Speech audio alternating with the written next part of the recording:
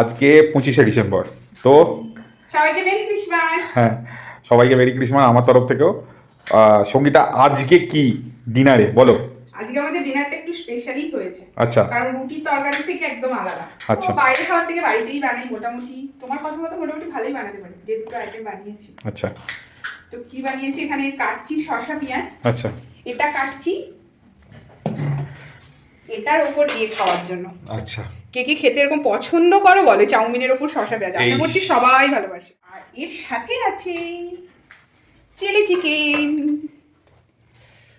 দেখতে খুব ভালো লাগছে। সত্যি কি লাগছে? হ্যাঁ। এই আছে চিলি চিকেন। ক্যামেরার উল্টো দিকে দাঁড়িয়ে আছো তো ঠিক আছে, খেয়ে বলো কেমন আছে। ভালো লাগছে একদম। তো থ্যাংক ইউ। তো ভিডিওটা এখানেই শেষ করছি, টাটা।